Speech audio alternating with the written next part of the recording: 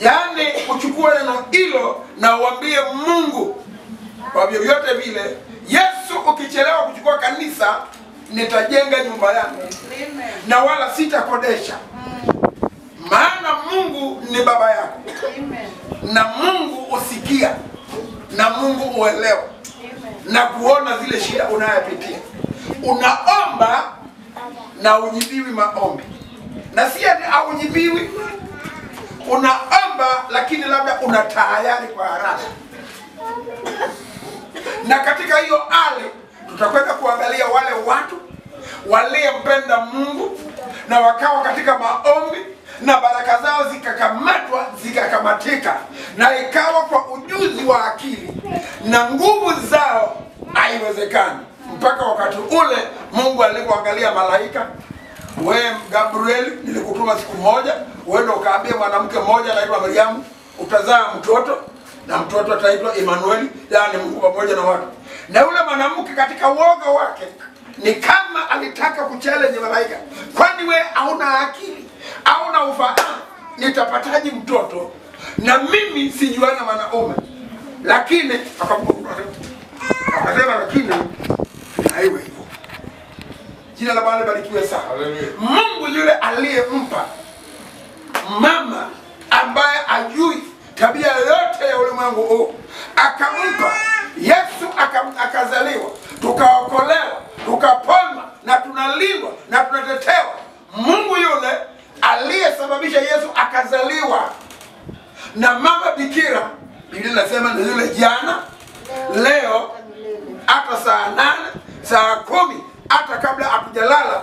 Yesu ni yule leo, jana na hata milele. Na ndani yake hakuna kigeugeu. Kwa hiyo neno lolote linalozungumza ambalo linakaa kama linalenga baraka, ni wajibu wako kuambia Mungu, nitaziendeaje baraka hizi? Ninakodisha nyumba, lakini wewe kwa kinywa chako wewe haudanganyi. Unasema wale watu wanaoitanishwa na jina lako hawatakaa chini ya utumwa tena. Amen. Yaani Mungu wetu ni wa ajabu. Jina la Bwana libarikiwe sana. Katika kila mji kuna tabia mbaya. Jina la Bwana libarikiwe sana. Katika kila maeneo kuna tabia mbaya. Lakini tunaishi na watu wa tabia mbaya, lakini tabia zao mbaya haziwezi kutuambukiza. Ni kwamba tukae na kudumu na kumshikilia Yesu. Yesu atakapoona kilio cha moyo wako, kama vile alivyoona kilio cha wana wa Israeli, na akashuka na akawaambia, mumefundisha macho yenu kutazama na kuangalia maadui wenu, na maadui wenu wote mnawajua, wale wanaowafielea mnawajua, wale wanaowadhihaki mnawajua, na hata wale ambao walisema hamwezi kunywa maji, wale ambaye mnajua kabisa mlitaka kupitia pale na mlipe ili mpite, na kuambia hapa ampiti, Mungu anawajua. Jina la Bwana libarikiwe sana. Na katika hayo yote wana wa Israeli wakatendewa mambo hayo yote, na mpaka wa leo kuna Waisraeli wamemjua Yesu, na kuna Waisraeli wangojea Yesu azaliwe.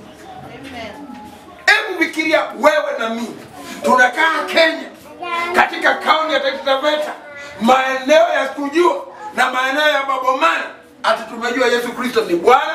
Na Waisraeli ambaye waliona Lazaro akifufuliwa, waliona Yesu akilisha wanaume 4,000, waliona Yesu akitenda mambo, mpaka wa leo mioyo yao imekuwa ni mizito, hata hawajawahi kuelewa.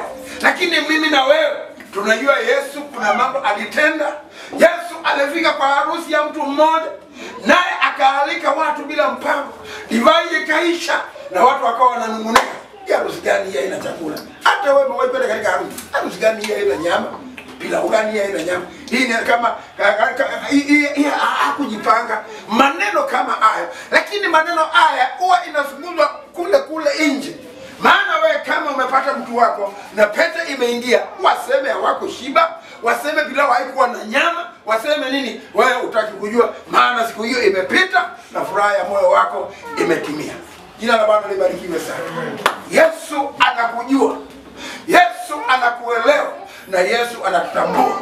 Na usichukue ni kama jambo la kawaida, kama neno la Mungu zungumza hapa. Mtu anayetanishwa na huduma hii Yaani kukodisha nyumba ni tosha. Ni wewe waambie Mungu, mimi ndiye huyo mtu. Mimi ndiye huyo mtu. Yaani Mungu anakonyeanga kitu kama hicho. Neno likihubiriwa, kama wewe ni mgonjwa unasema Yesu anaponya, mimi ndiye huyo mgonjwa na hii kitu inanisumbua. Jina la Bwana libarikiwe sana. Tunaishi nyakati ambazo lazima tuwe na ufahamu. Wakati mwingine Biblia inasema hii inaitwa call wake up. Yaani uwe na muamuko. Huyu ni mtu ambaye anakutakia mabaya, lakini Biblia inasema mimi ni Mungu wako, ninakuwazia mambo mema tena ya kuleta katika mwisho wa tumaini. Nitakacho kusaidia ni wakati unayejua kumkamata huyu Mungu. Na ningependa kufundisha ama kuzungumza mamlaka yako. Unajua mamlaka yangu niliye nayo juu ya mapepo na mamlaka uliye nayo juu ya mapepo becomes our authority over devils. Amen. Jina la Bwana libarikiwe sana. Ile mamlaka iko nayo. Unaweza kuambia mtoto wako, mwanangu, hii tabia siitaki. Na ukileta hii tabia mwanangu, utajua kwa umbwa ni nje. Unafanya nini? Kuja tufanye mamangu amesema hii haiwezekani. Wachana na mamako, wachana buda wako. Amesema nisifanye hii. Jina la Bwana libarikiwe sana. Kama wakati mwingine utaweza kuweka invitation katika mtoto wako na mtoto akashika na ukasikia anasema hii tabia mama yako ameniambia haikubaliani na, basi Mungu wa mbinguni akawii kukutetea. Jina la Bwana libarikiwe sana. Danieli mlango wa 10. Danieli mlango wa 10. Our authority over devils. Jina la Bwana libarikiwe sana. Our authority over devils. Na ukifika hapo Danieli mlango wa 10 useme amen. Na ukunje hiyo karatasi tu. Alafu turudi kwa msingi wa neno la leo. Jina la Bwana libarikiwe sana. Ukifika hapo kwa Daniel, ningependa ukunje hiyo karatasi. Nikurudishe kwa msingi wa neno hilo, our authority over devils. Manake ni vizuri tuone vile Mungu atakapotusaidia. Jina la Bwana libarikiwe sana. Kuna mtu ambaye amefika Daniel mlango wa 10? Kunja hiyo karatasi kama umefika hapo. Kunja hiyo karatasi, alafu sasa urudi Luka mtakatifu.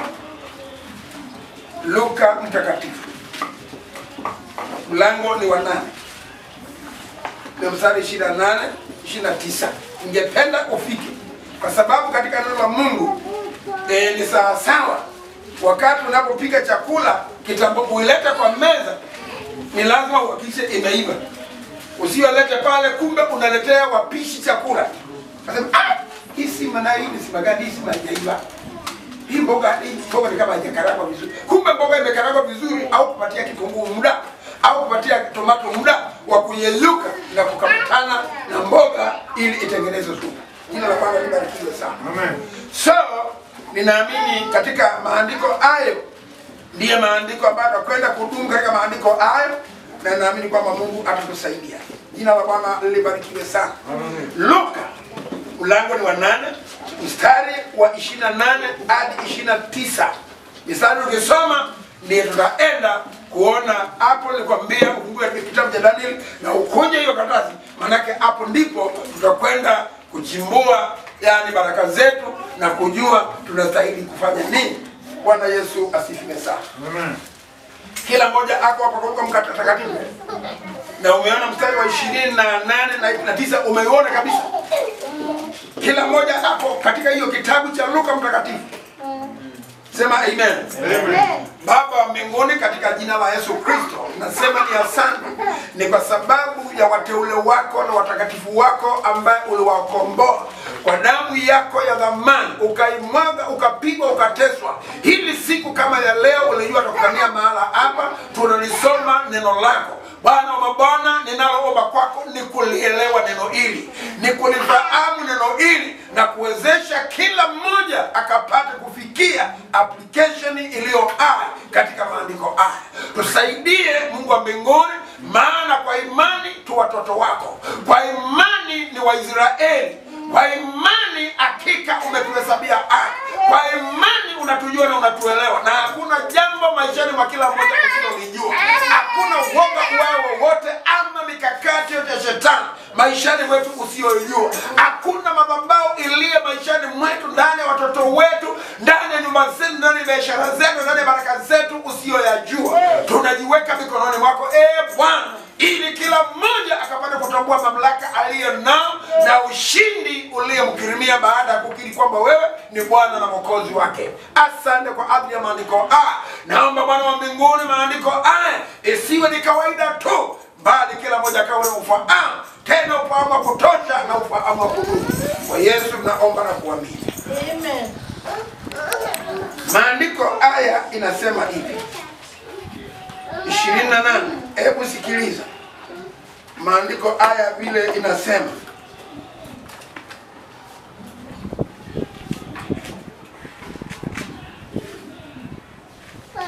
Alipomwona Yesu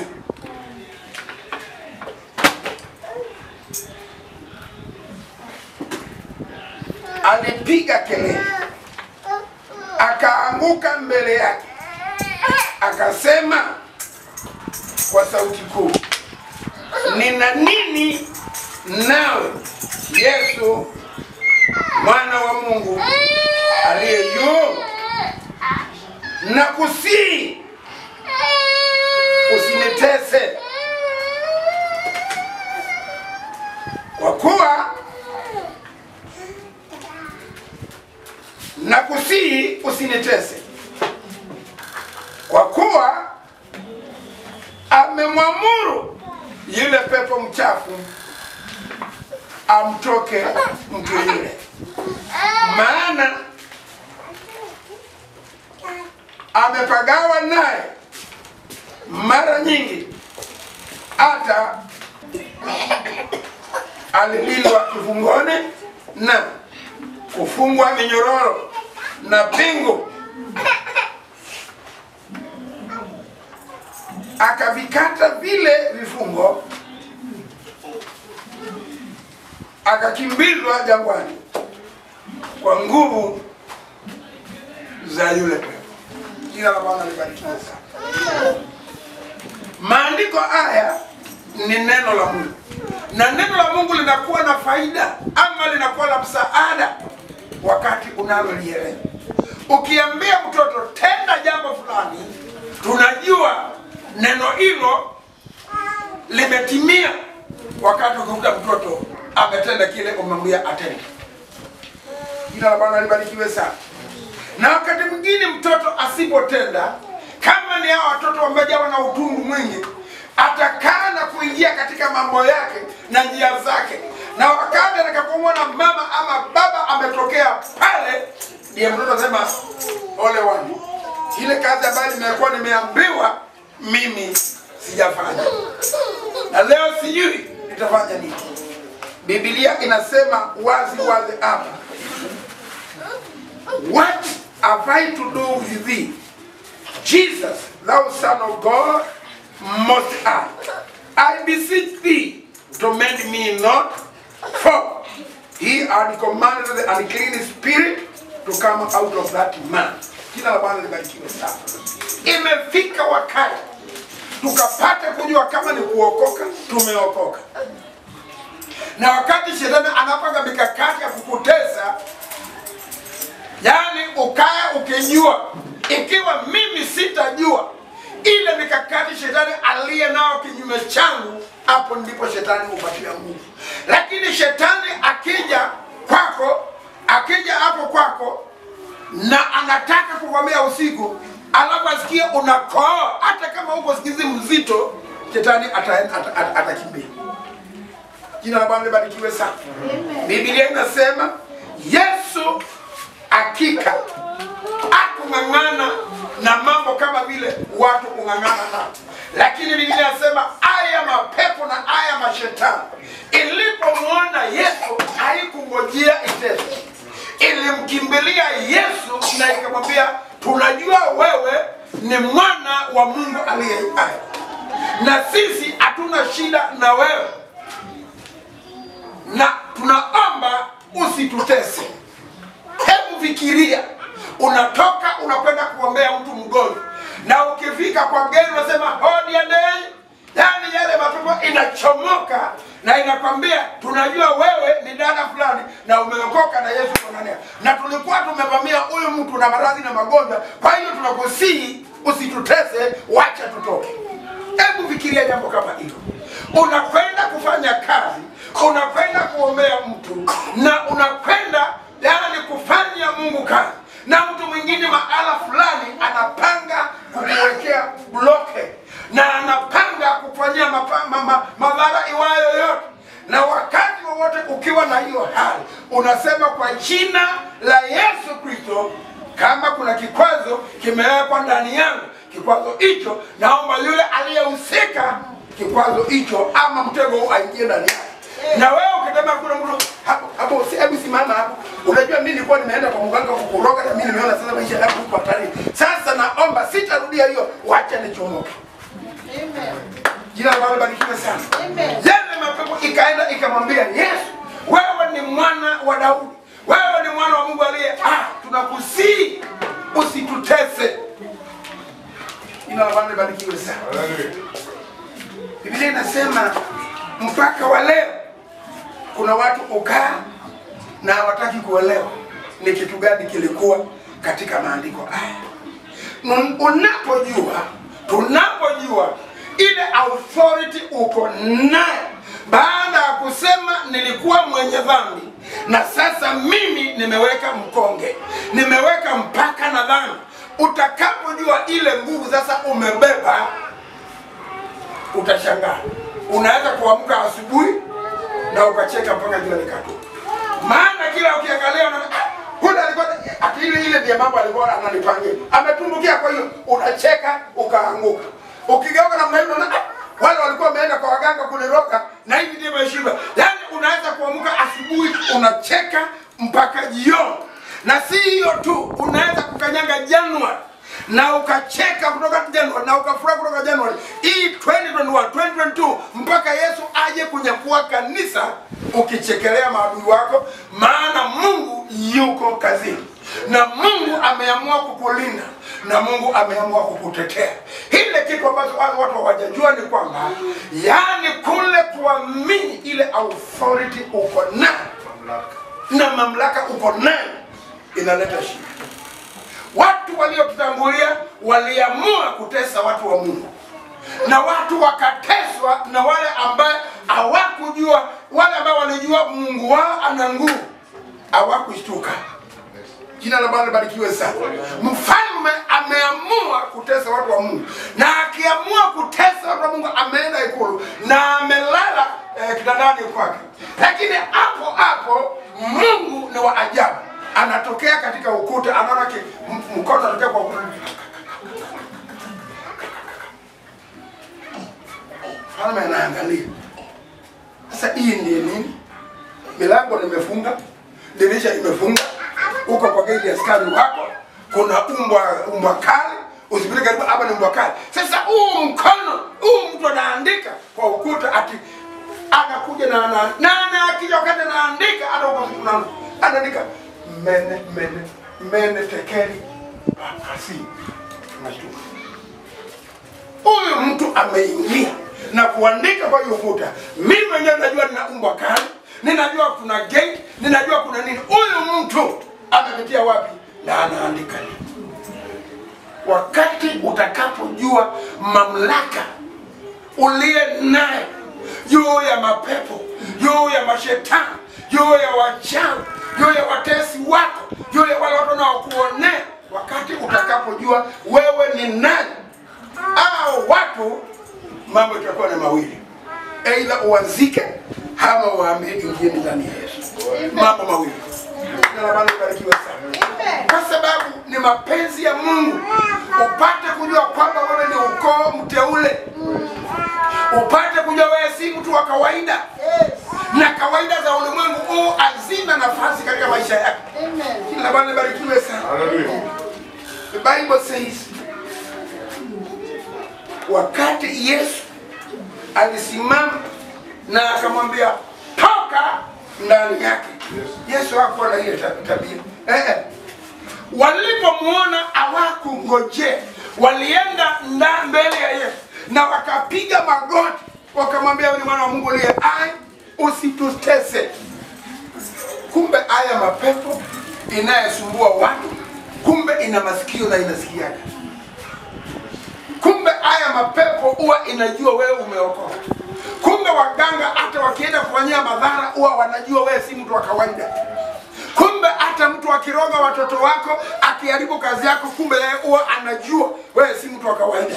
Lakini kwako wewe na kwangu mimi kutojua ile mamlaka uko nayo na yale mamlaka tuko nayo, hapa ndipo shetani kupatia mwanya.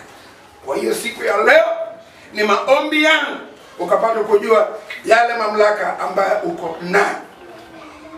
Na tunaishi nyakati mbaya.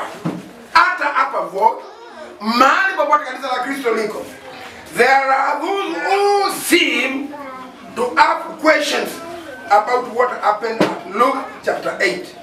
When Jesus cast the devils out of that mad man, Jesus had asked the devils to come out. But they didn't. Unaweza kuuliza ni kwa nini wakati mwingine yaani kitu unakikemea dakika hiyo na kinakataa kutoka? Ni kwa sababu mapepo na mashetani huwa inakawia kutoka mahali kikemewa, ikitaka kuchunguza huyu anayetuambia tutoke.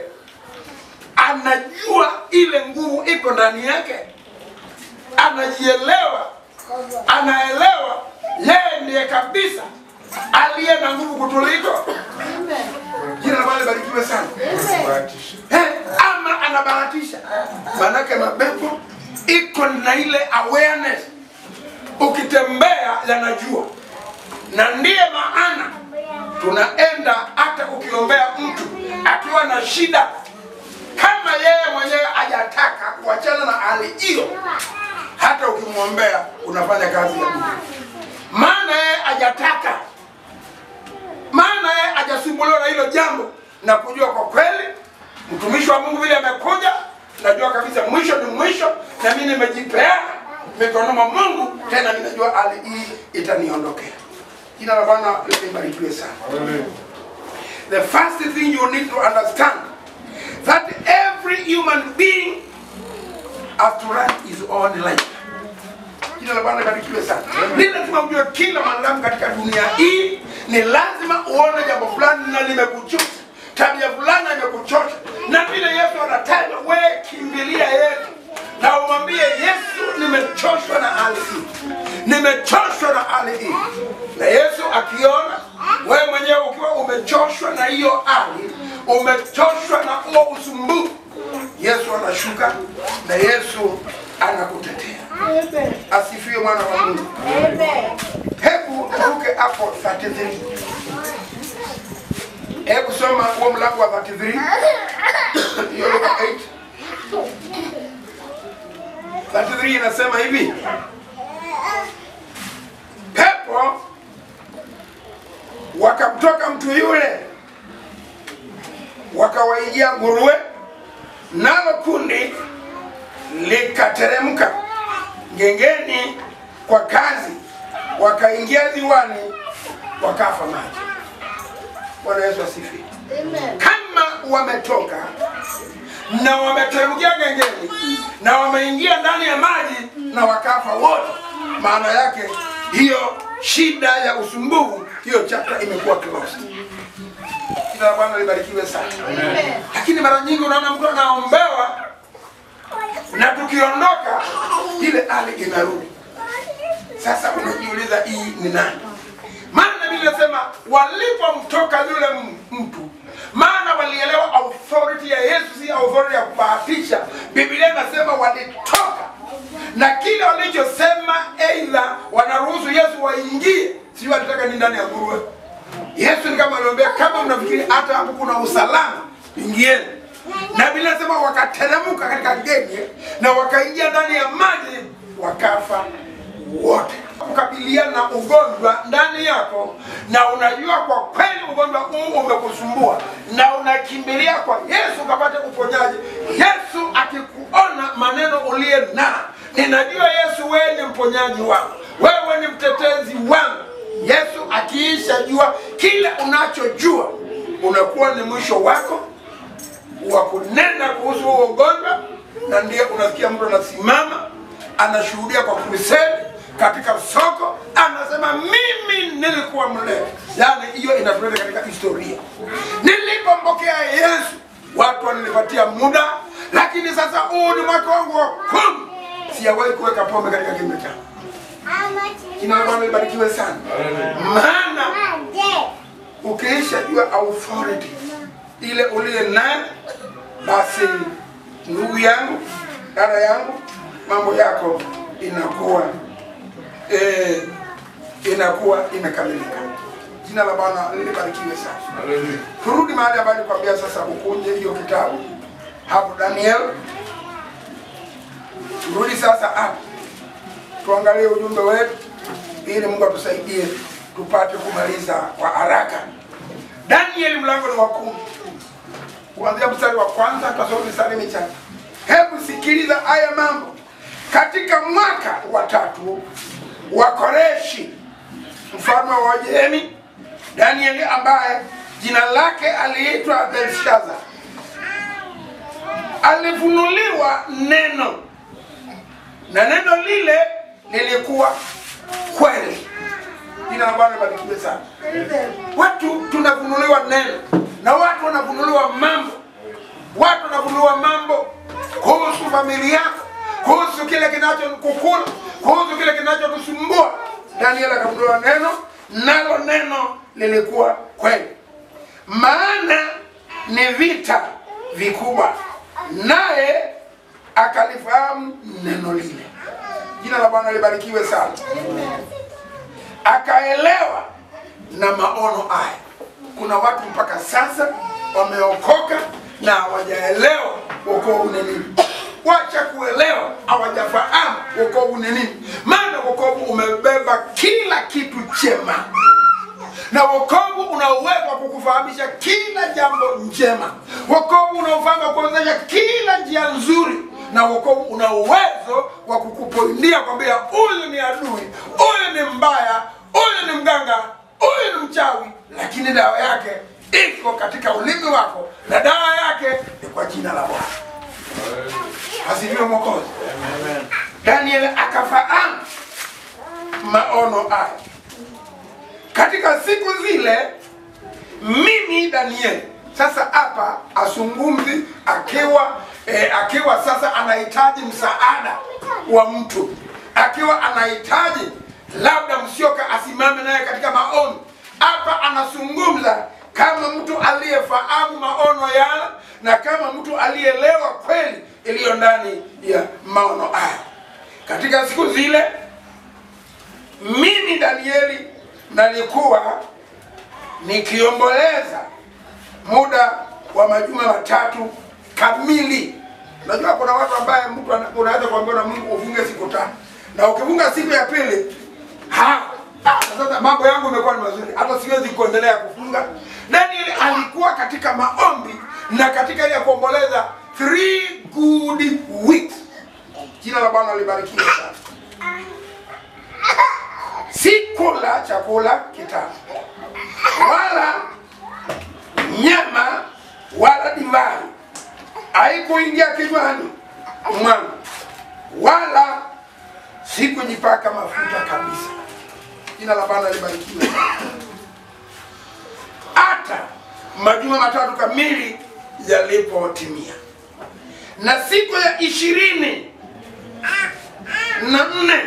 ya mwezi wa kwanza, nalipokuwa kando ya ule mto mkubwa Edidekeli, naliinua macho yangu nikatazama, na kumbe mtu aliyevikwa nguo za kitani, viuno vyake vimefungwa dhahabu safi ya mavazi, Mwili wake pia ulikuwa kama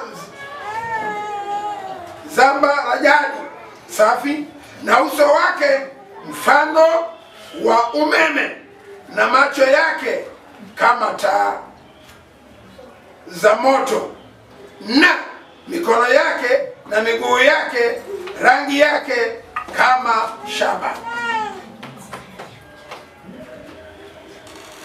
iliyosuguliwa sana, na sauti ya maneno yake kama sauti ya umati wa watu. Nami Danieli nikaona maono haya peke yangu. Jina la Bwana libarikiwe sana. Wakati ulipohubiriwa, nilipohubiriwa, na nikaona dhambi yangu peke yangu, na nikajua Yesu ataki ABCD. Hebu sikiliza maandiko haya, vile mtumishi wa Mungu anaendelea kusema. Nami Danieli nikaona maono haya peke yangu, maana wale watu waliokuwa pamoja nami hawakuyaona maono haya, lakini tetemeko kuu likawashika, hata wakakimbia ili kujificha.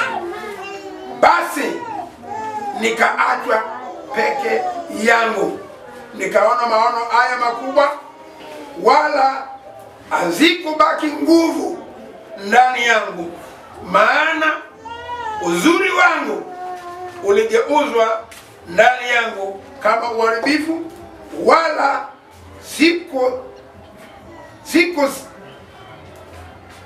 sikuzaziwa nguvu.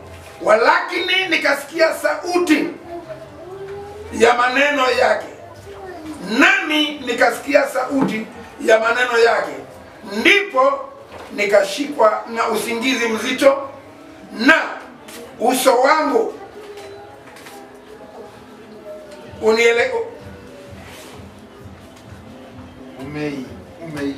umeielekea nchi, na tazama, mkono ukaniguza, ukaniweka juu ya magoti yangu na vitanga vya mikono yangu.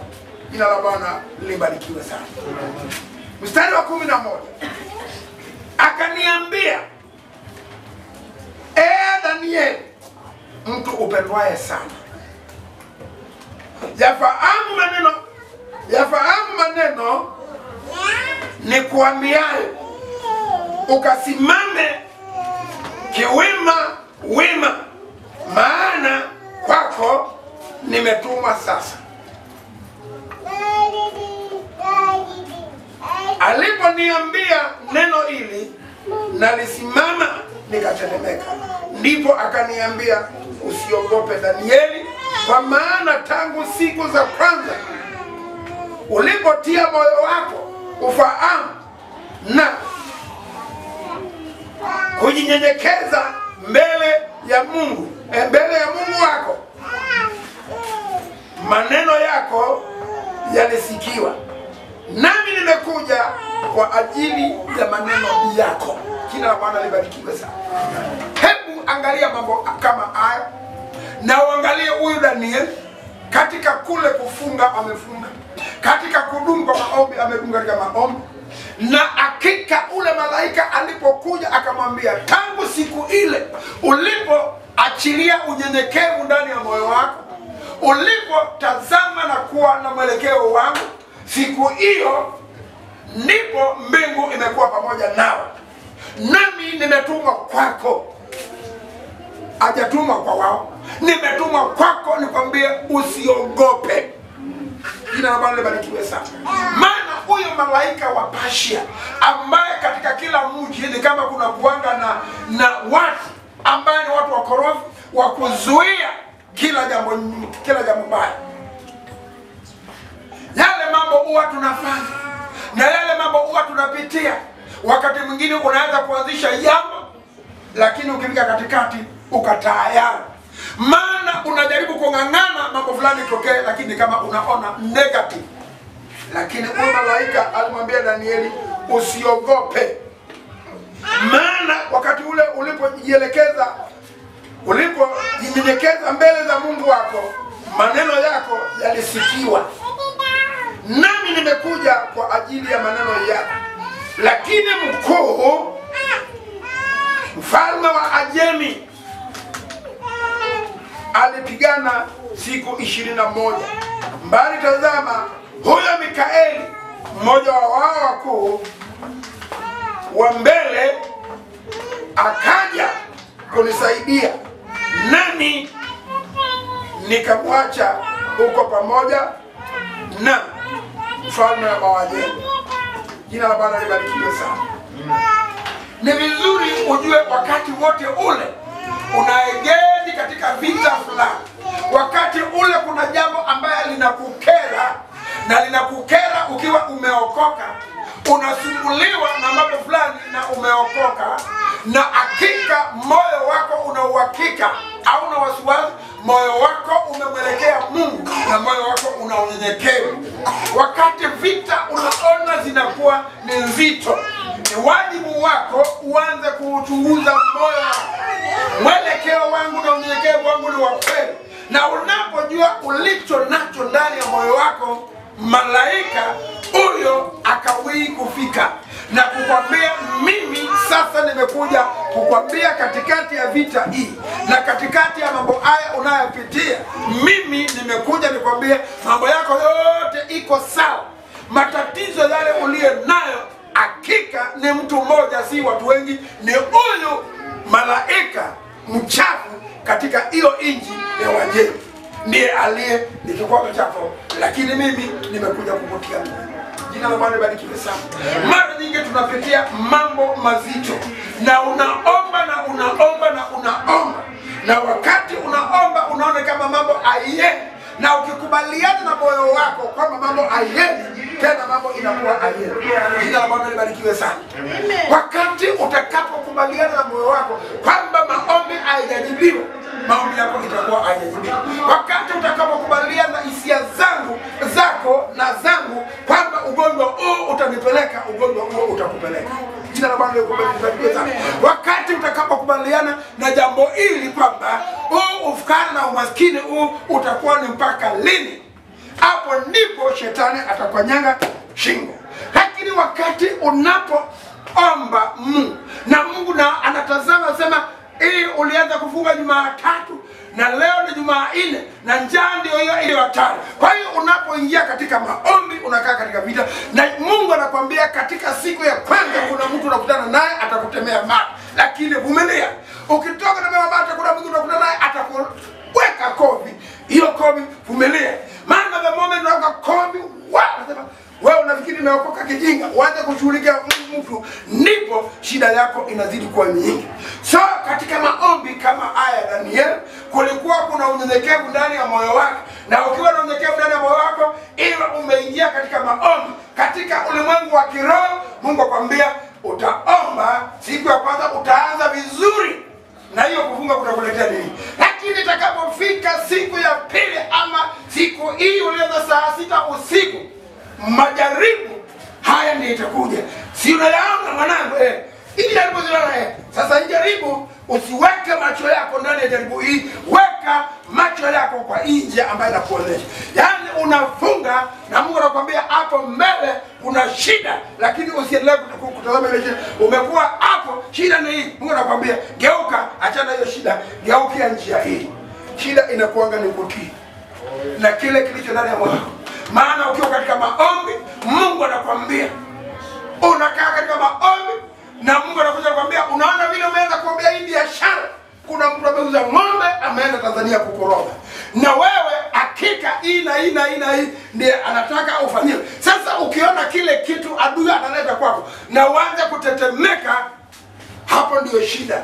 Lakini Mungu anakwambia unaomba na huyu ndiye adui wako, na anaenda kufanya ABCD, ndiye ukae fukara, mtu wa kuokota. Hapo sasa ukiyeyuka na ukisema nimeendewa, yani kaa hapo na uambie uko katika maombi, na sasa katika hali hii Mungu hebu nipe suluhisho. Kumbe uko tayari. Atafanya hivyo, lakini nataka wewe usimame na useme Mungu anasema ndani ya neno lako, nisiogope maana upamoja nami. Mungu anashuka na anaanza kukuonyesha mwisho wa hatari. Amina. Jina la Bwana barikiwe sana. So usifikiri Mungu anafanya kazi kiolela olela. Unaomba, na ukiomba uombee biashara yako. Yule adui ameamua kusimama kinyume cha biashara yako, si ati ataenda mahala. Wewe unaomba na unyenyekevu wote, na Mungu anakuambia sasa, japo unaomba sasa, huyo ndiye anazuianga hii biashara yako. Sasa kama wewe ule utu wa kale haujaondoka, utaanza sasa, nataka kufanya nini? Sasa nataka kufanya nini? Huwa nataka sasa hii biashara yako sasa inaenda kwisha na mambo yako inaharibika, na sasa wewe utakuwa nini? Sasa wewe unaamuka, unaacha kwa maombi. Unaanza kwa ile mambo nimeona, nilikuwa nimeomba hata maombi nimeacha, maana mahali pa shetani anasukuma hapo, mimi naona nimeisha nguvu. Lakini vita ya kiroho ni lazima kwanza uishinde wewe mwenyewe. Kitambo uingie kwa reverend, umuhusishe, ni lazima uwe umeplay your part. Maana wale watu wanakaa katika kiroho, huwezi kuja kwangu na kuambia nilikuwa nimeanza kufunga siku ya kwanza ya pili, na nilipofika siku ya pili katikati nikaona ABCD, nikaona hii hali ni ngumu sana, sasa nimeacha hii maombi. Mtu aina hiyo hata ukimsaidia shida zitakaa ndani yake. Jina la Bwana libarikiwe sana. So wakati unaingia ndani ya wokovu, huwezi kuniambia tangu siku ile uliokoka hakuna mtu alikukwaza. Swali ni kwamba ulipookoka, ulipokwaza, ulikwazika moyoni mwako? Maana kama ulikwazwa na ukakwazika, sasa shida iko hapo. Shetani amepata mahali chumba cha kupangisha. Na ndio unaona shetani amekodisha nyumba katika mioyo ya watu. Maana unaona mtu kabisa ni mwokovu na mtu kabisa ni muombaji, lakini the moment Mungu anataka kukuinua kiwango, unaingia katika maombi na Mungu anakufunulia adui wako, anakuambia huyu ndiye kabisa amekuwa adui wako na ametaka ABCD, ametaka mtoto wako wa kwanza kusambaratisha, ametaka kufanya mambo kama haya, kuliko sasa kusimama katika hiyo realm ya maombi na kuambia Mungu, na wewe sema vita si vyangu, vina vyako. Katika hii hali itakuwa namna gani? Ukimwambia Mungu namna hiyo, Mungu anamwambia watainuka, lakini kwa sababu hawanitukuzi, wanamtukuza shetani, wanaweza kuanguka 10,000 pande huu na 10,000, lakini wataanguka kwa ajili yako. Amen. Jina la Bwana libarikiwe sana. Amen. Katika ulimwengu wa kiroho tunaongeanga kama vile tunaongea na wewe. Maana katika ulimwengu wa kiroho utaonyeshwa mtu amekuotea mahali, amekuotea mahali, amekuja amekata nywele zako na anazipeleka, naona anazipeleka mahali.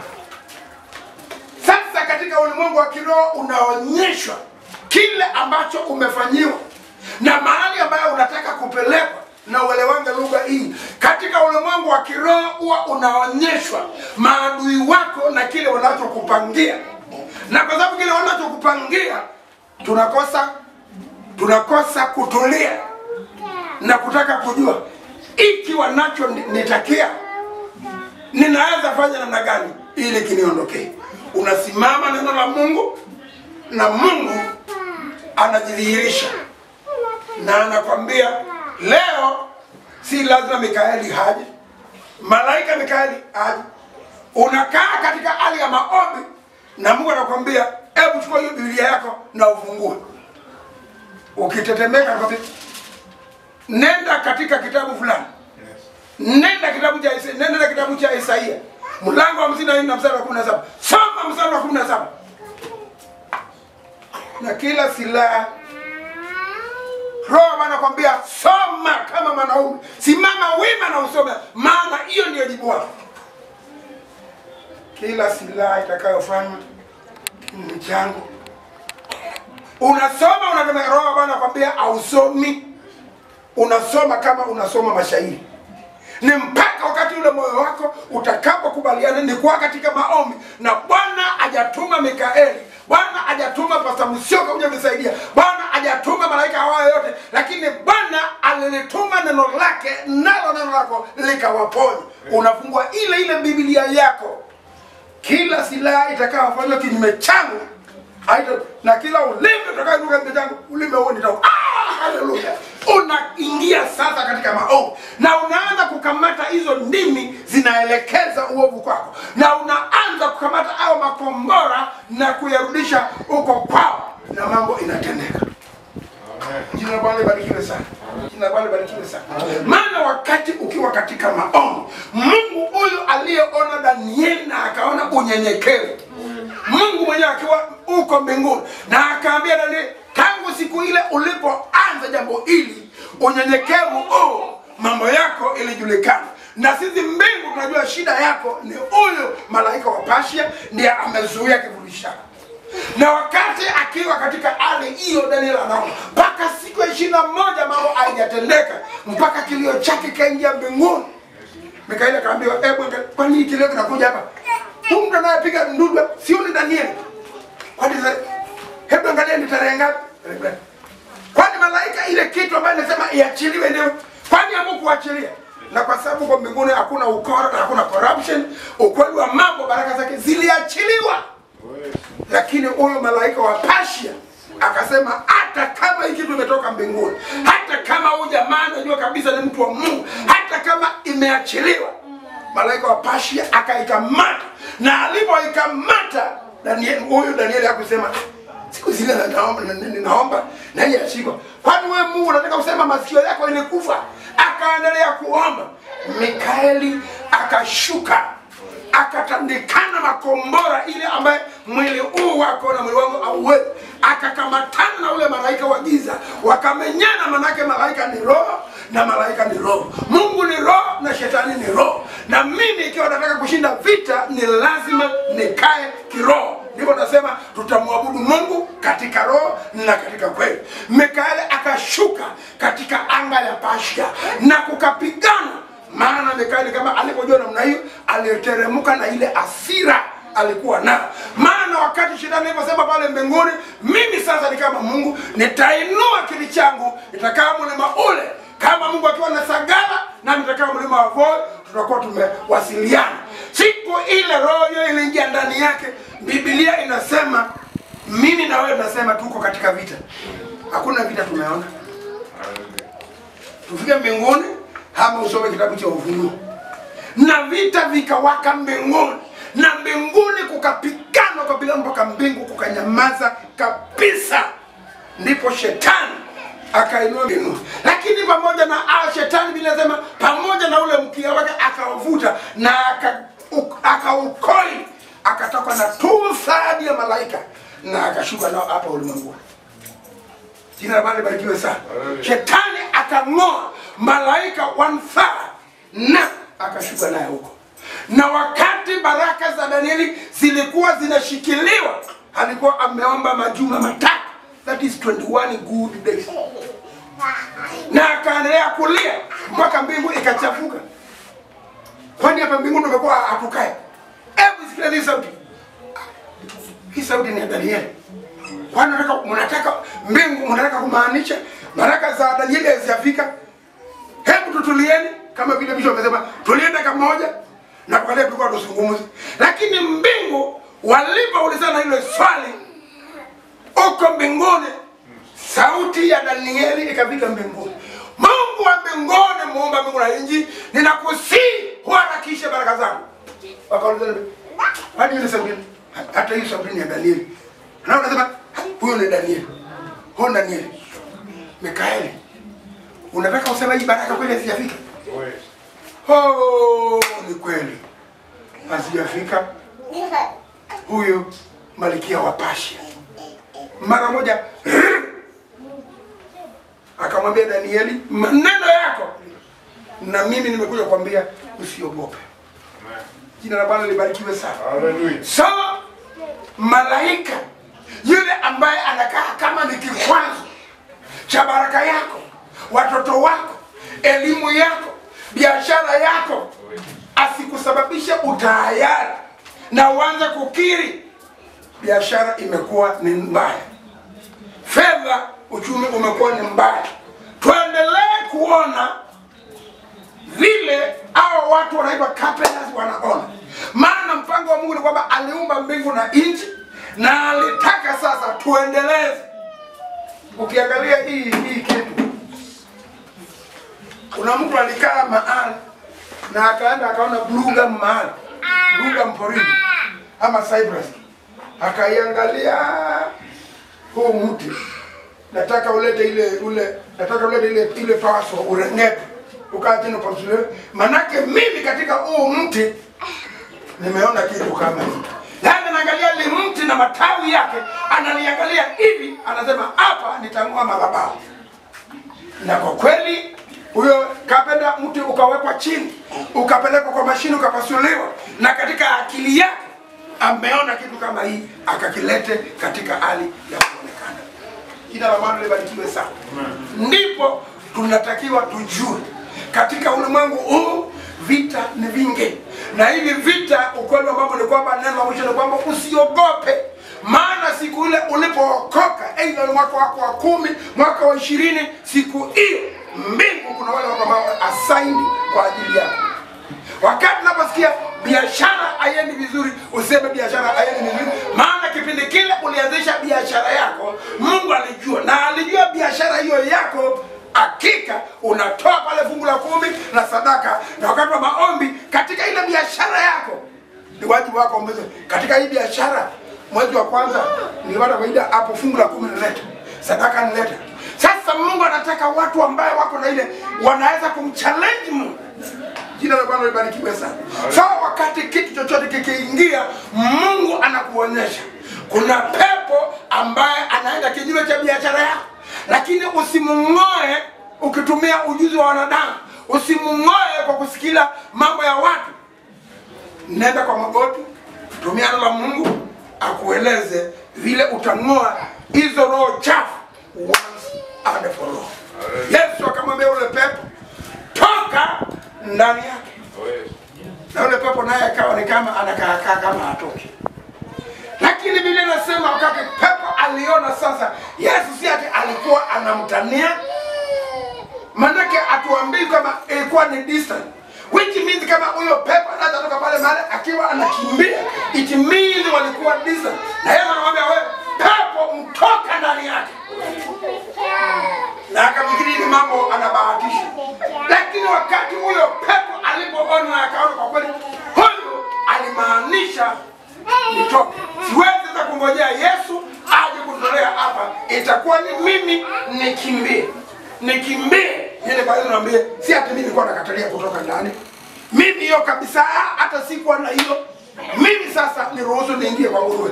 Hapo ndio mmoja kwa salama ingia. Wakateremka katika genge, waingia kwa maji, wakafa wote. Shida ni kwamba kule kuambia shetani toka katika biashara yako, bunduki unayo, unayo. Maana kuambia shetani toka ndani ya biashara yako, kuna maandiko gani ambaye anaweza kusababisha? Na shetani akiona sasa kama ni bidhaa zako unasimama, Mungu amesema mimi siwezi kukopa lakini nitakopesha. Mungu amesema mimi sitakuamkia bali nitakuwa ni kitu. Unaenda ukiongea namna hiyo, hata kama kuna tupepo tulikuwa tunasukuma ndani ya biashara yako, tunaanza kutoka. Na wale wengine walikuwa wanakuja, kitu kinakuja kinapangwa hapo, labda wateja wakija wakiona wataka kuingia, lakini miguu yao inakuwa ni kama hapo, unakuta kitu kiko hapa unauza kwa bei nzuri na mwingine anaenda kuuza mahali. Maana hapo kipindi kile utakapokuwa na maombi na Mungu anakuambia kuna mtu aliye kinyume na biashara yako, alikuja kwa mlango wa biashara yako na akanena mambo nao ukisimama kwa hiyo mlango wako unasema hii ni biashara nimepewa na Bwana, sadaka fungu la 10 natoka hapa, nguvu zote na kila kitu kilicho kwenye biashara yangu kama na kikape kabisa. Ukisema namna hiyo unakuta mtu anangojea